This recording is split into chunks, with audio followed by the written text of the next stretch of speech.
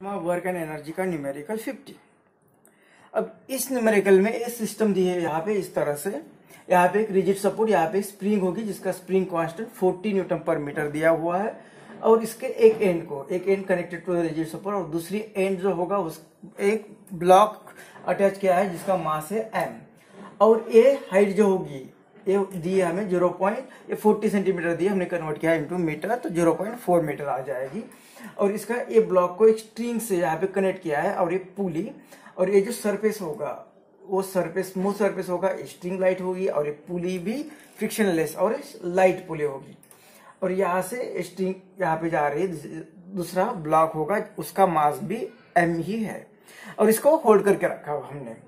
अब यहाँ पे हम क्या करने वाले, इसे रिलीज करने वाले। जैसे रिलीज करेंगे ये नीचे आ जाएगा, ये नीचे आ जाएगा तो ये भी यहाँ पे मूव होगा। तो अब जैसे कि पहले ये पेंडुलम होता था, तो पेंडुलम की केस में क्या होता है, अगर उसे हम स्लाइड में थोड़ा सा इम्पल्स दे देंगे, वेलोसिटी दे देंगे, तो स्ट्रिंग होती थी, स्ट्रिंग के कारण वो स्ट्रिंग कैसी चली जाएगी, ऐसी चली जाएगी, मतलब वो कर्व या इस तरह से स्ट्रिंग होती तो इस तरह से चली जाती, क्योंकि उसकी लेंथ बढ़ नहीं सकती। लेकिन यहाँ पे स्प्रिंग है, स्प्रिंग के कारण क्या होगा, इस डायरेक्ट ब्लॉक ऐसे नहीं चला जाएगा, ये नीचे आ जाएगा तो ये आगे चला जाएगा, तो ये स्प्रिंग की लेंथ यहाँ पे बढ़ जाएगी, स्प्रिंग की लेंथ बढ़ सकती है, उसमें इलोंगेशन आ सकता है। स्ट्रिंग होती तो नहीं आ सकता, तो इसलिए स्प्रिंग होने के कारण यहाँ पे इलोंगेशन आ जाएगा, और ये ब्लॉक इधर आ जाएगा और ये थोड़ा सा नीचे चला जाएगा।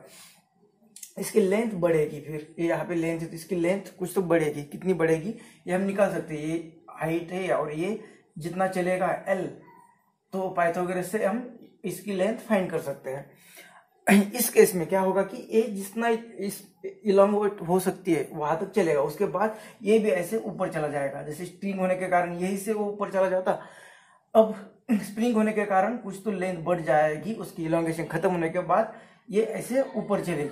जिस पॉइंट पर थोड़ा सा ऊपर चला जाएगा, ये ऐसे ऊपर जब चला जाएगा उस पॉइंट पर कितनी वेलोसिटी ये हमें फाइंड करना है। अब ये वेलोसिटी आई कहाँ से, तो पहले हमने स्ट्रिंग या इससे पूरी सिस्टम को होल्ड करके रखा था, तो यहाँ पे काइनेटिक एनर्जी इनिशियली नहीं थी, छोड़ने के बाद ये मूव हो रहा है डाउनवर्ड डायरेक्शन में, मतलब उसकी पोटेंशियल एनर्जी डिक्रीज हो रही है। तो इस डिक्रीज इन पोटेंशियल एनर्जी के कारण, और भी यहाँ पे स्प्रिंग है तो ये भी इलोंगेट होगी, तो उसमें भी इलास्टिक पोटेंशियल एनर्जी आ जाएगी। तो ये दो जगह की पोटेंशियल एनर्जी के कारण क्या होगा, इसका कन्वर्जन होगा इनटू काइनेटिक एनर्जी, और काइनेटिक एनर्जी के कारण क्योंकि ये भी मोशन में आ रही है, ये भी मोशन में आ रही है, जहाँ पे ब्रेक ऑफ हुआ वहां पे ही हमें वेलोसिटी फाइंड करनी है, मतलब काइनेटिक एनर्जी आ रही है, और वो काइनेटिक एनर्जी फाइंड करके हम उसका पोटेंशियल काइनेटिक एनर्जी फाइंड के हम वेलोसिटी फाइंड कर सकते हैं। तो सबसे पहले ये देखते हैं कि इसे रिलीज करने के बाद ये कैसे नीचे आएगी, ये कैसे आ जाएगी, ये कैसे स्ट्रिंग होती है, ये सिस्टम कैसे होगी, पहले ये देखते हैं। अब देख लेना, इसे हमने होल्ड करके रखा हुआ है। जैसे हम इसे छोड़ेंगे ये नीचे आएगा और ये आगे चलेगा, जैसे छोड़ेंगे ये नीचे और ये आगे चलेगा। देखते हैं कैसे, तो ये आ गई इस तरह से, मतलब पहले ये यहाँ पे थी और जैसे रिलीज कर दिया ये नीचे आएगा और ये इधर मूव होगा। तो इसकी हाइट इतनी बढ़ गई, ये सपोज L डिस्टेंस से चला गया, तो ये भी L डिस्टेंस से इस साइड में चला जाएगा, तो ये स्प्रिंग यहाँ से इतनी एक्सटेंड इलोंगेट हो जाएगी, इलोंगेट होगी तो इसकी एक पूरी लेंथ कितनी होगी, तो ये 0.4 मीटर, और ये L मान लिया हमने, तो पाइथागोरस से हम इसे फाइंड कर सकते हैं, अंडर रूट ए पाइथागोरस इसका स्क्वायर प्लस इसका स्क्वायर, तो इतनी लेंथ आ जाएगी। अब हमें क्या फाइंड करना था, वेलोसिटी। वेलोसिटी कहाँ से आ गई, तो ये बॉडी में काइनेटिक एनर्जी आ गई। काइनेटिक एनर्जी क्यों आ गई, क्योंकि इसकी पोटेंशियल एनर्जी डिक्रीज हो गई, तो वो कहाँ पे चली गई, तो ये बॉडी मूव हो रही है, मतलब इसके काइनेटिक एनर्जी में ये इसे भी वेलोसिटी आ रही है, मतलब इसके काइनेटिक एनर्जी में प्लस ये इलोंगेट हो रही है, इसमें भी इलास्टिक पोटेंशियल एनर्जी आ रही है। मतलब ये जो पोटेंशियल एनर्जी डिक्रीज हो रही है, मतलब वर्क किया है ग्रेविटी ने, ये वर्क किया है ग्रेविटी ने।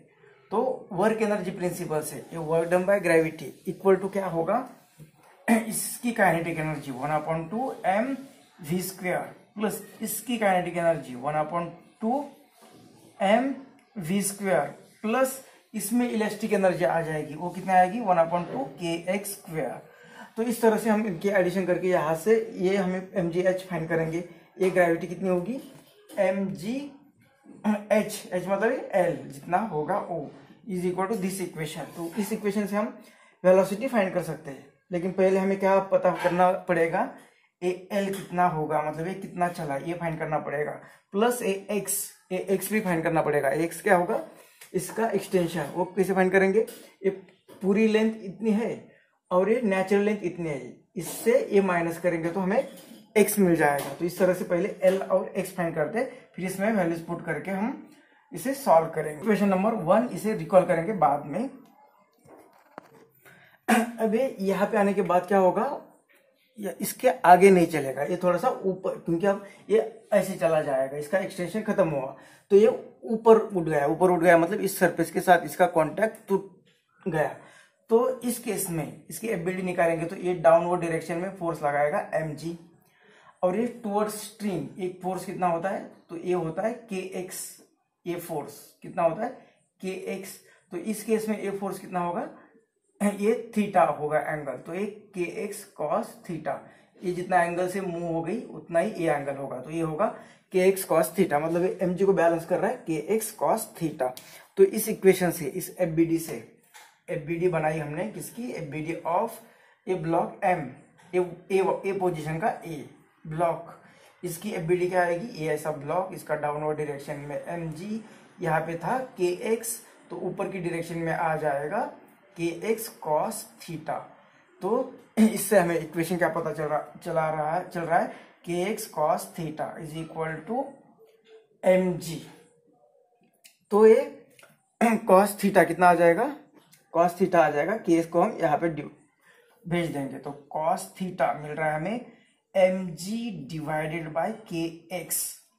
तो cos थीटा कितना आ जाएगा, cos थीटा मतलब क्या, एडजेसेंट साइड अपॉन हाइपोटेनस। ये अगर थीटा है तो ये एडजेसेंट साइड और ये होगा हाइपोटेनस, तो कितना आएगा 0.4 और डिवाइडेड बाय ये हाइपोटेनस कितना है, ये यहाँ पे लेंथ फाइंड कर दिया हमने ऑलरेडी, तो ये कितना है 0.4 का स्क्वायर प्लस एल का स्क्वायर, ये लेंथ आ जाएगी इज इक्वल टू एम कितना है, इस ब्लॉक का मास हमें दिया है 0.32 kg is equal to 0.42 kg into g की वैल्यू 10, के दिया है यहाँ पे 40 न्यूटन, और एक्स कितना होगा, एक्स फाइंड करना पड़ेगा। कैसे, ये पूरी लेंथ जो होगी, ये लेंथ, इसमें से नेचुरल लेंथ माइनस करेंगे तो इसका एक्सटेंशन मिल जाएगा, मतलब ये एक्स कितना मिल जाएगा हमें, एक्स मिल जाएगा यहाँ पे अंडर रूट 0.4 का स्क्वायर, 0.4 का स्क्वायर प्लस एल स्क्वायर, ये तो हो गई ये लेंथ, उसमें से ये माइनस करना पड़ेगा, माइनस, और ये अंडर रूट में है माइनस 0.4, इतनी लेंथ आ जाएगी। तो इसका क्रॉस मल्टीप्लिकेशन करते तो इसे ठीक से लिखकर फिर से करते हैं। अब यहाँ पे मास जो है हमने पहले एक अलग लिखा था, 0.32 लिखना है, 0.32। तो इसका क्रॉस मल्टीप्लिकेशन करेंगे तो ये 40 ये और ए, तो ये डेसिमल चला जाएगा 0 के साथ, और 4 इंटू 4 16, और ये ब्रैकेट वैसे की वैसे, ब्रैकेट में है 0.4 का square plus l square minus 0.4 is equal to, इनका क्रॉस मल्टीप्लीकेशन 10 के कारण 3.2 हो जाएगा, और ये इसे मल्टीप्लाई करेगा तो ये अंडर रूट ब्रैकेट में 0.4 स्क्वायर प्लस एल स्क्वायर। अब ये 16 इंटू ए ब्रैकेट, ये टर्म इंटू 16 इंटू दिस, तो ये आ जाएगा, लिख देते, इस 16 ने इस टर्म को मल्टीप्लाई किया, माइनस 16 ने इसे मल्टीप्लाई किया, 16 फोर जा 64 एक डेसिमल इज इक्वल टू ये टर्म वैसे की वैसे ले ली। अब ये टर्म और ये टर्म देखो, तो इस टर्म को क्या करेंगे हम लेफ्ट साइड में ले लेंगे, दोनों का सब्ट्रैक्शन करेंगे, और इस टर्म को उस साइड में लेते हैं।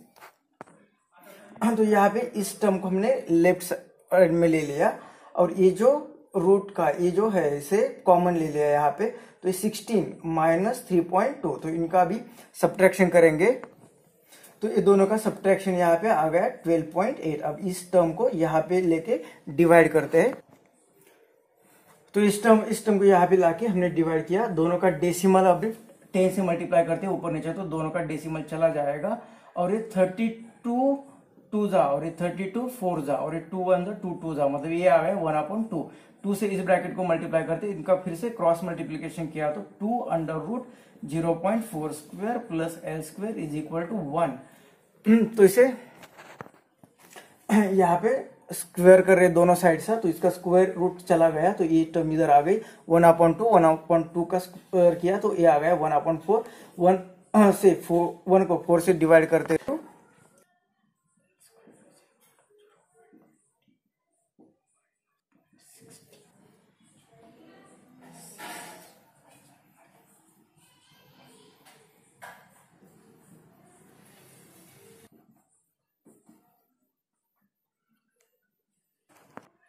तो यहाँ पे इसका स्क्वायर रूट आ गया l is equal to 0.3 metre. तो इस तरह से एल मिल गया। अब हमने पहला इक्वेशन जो लिखा था potential energy is equal to kinetic energy में, ये दोनों की kinetic energy is equal to potential energy और इसकी भी पोटेंशियल एनर्जी, उस 1 नंबर के इक्वेशन में स्टार्टिंग में हमें क्या क्या चाहिए था, एल चाहिए था और एक्स चाहिए था। एल तो मिल गया, एक्स कहां से मिलेगा, तो एक्स क्या है, इसकी लेंथ माइनस ए लेंथ, मतलब ये इसकी लेंथ माइनस ए, तो ये होगा हमारा एक्स। तो यहाँ पे एल की वैल्यू ये पुट करेंगे तो हमें एक्स भी मिल जाएगा। तो ये एक्स इज इक्वल टू इसकी लेंथ माइनस इसकी लेंथ कितनी 0.4 अंडर रूट इसका स्क्वायर प्लस एल स्क्वायर, ये लेंथ माइनस ये 0.4 करेंगे। तो एल की वैल्यू अभी हमने फाइंड की थी 0.3 मीटर, ये इसमें पुट कर दी। तो ये 0.4 का स्क्वायर 0.16, 0.3 का स्क्वायर 0.09 माइनस रूट के बाहर ए, तो इनकी एडिशन आ गई 0.15, तो इसका स्क्वायर रूट आ गया 0.5 और ये माइनस 0.4, तो ये आ गया हमें एक्स की वैल्यू 0.1 मीटर। एक्स की वैल्यू मिल गई, एल की वैल्यू मिल गई।